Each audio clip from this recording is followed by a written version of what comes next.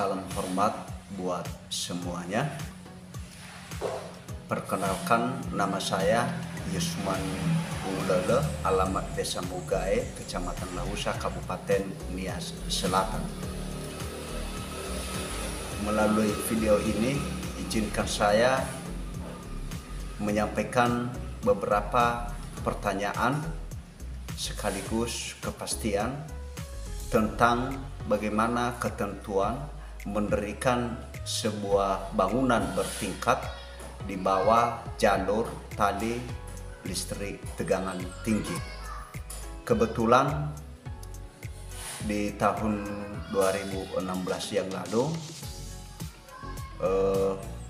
gencar adanya pembangunan listrik tegangan tinggi di wilayah Nias Selatan dan pada umumnya di wilayah Kepulauan Nias. Dan kebetulan juga ada saudara saya yang kebetulan punya lahan atau punya tanah tepat di bawah lintasan jalur listrik tegangan tinggi tersebut. Saudara saya itu kebetulan berencana mau membangun gedung walet yang kurang lebih, kalau kita tahu gedung walet antara 12 meter hingga 20 meter minimal ketinggiannya dari tanah. Sementara saudara saya itu memastikan apakah itu gedung itukah aman di bawah listrik tegangan tinggi atau bagaimana. Secara pribadi saya tidak bisa memastikan karena saya juga tidak tahu betul berapakah tegangan listrik yang sedang beroperasi di Kepulauan Nias yang baru dibangun sejak tahun 2016 yang lalu.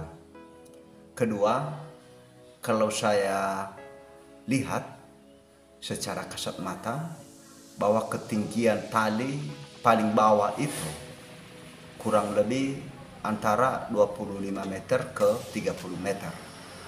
Tentu kalau kita membangun sebuah gedung dengan ketinggian anggap 15 meter, maka jarak antara tali dengan bangunan tersebut kurang lebih sekitar 15 meter. Nah, pertanyaannya, amankah bangunan itu atau bagaimana? Kedua, ada juga saudara rencana kemarin mau beli tanah. Kebetulan tanah tersebut tepatnya dekat dengan tiang penyangga tali listrik.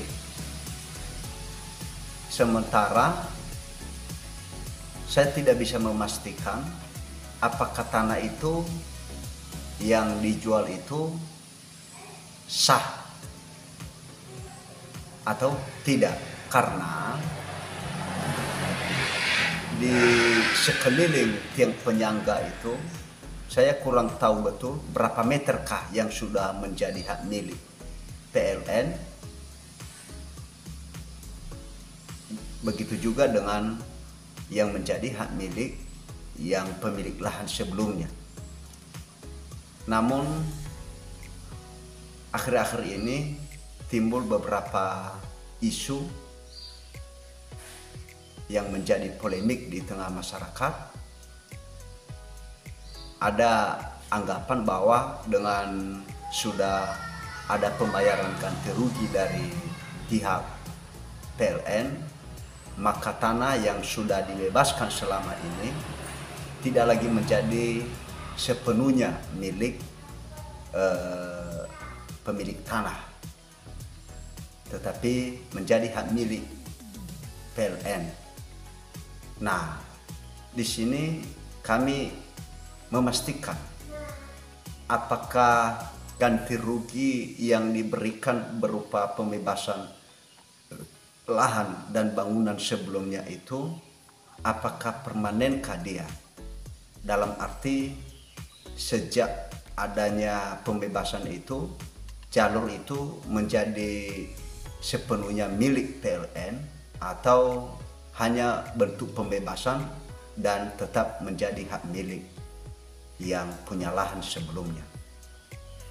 Karena ini kami pastikan agar tidak menjadi akar permasalahan antara PLN dengan pemilik lahan. Dari sekarang, sehingga sosialisasi itu begitu penting kepada masyarakat, terutama yang punya lahan di bawah lintasan jalur listrik tegangan tinggi. Sekian dan terima kasih.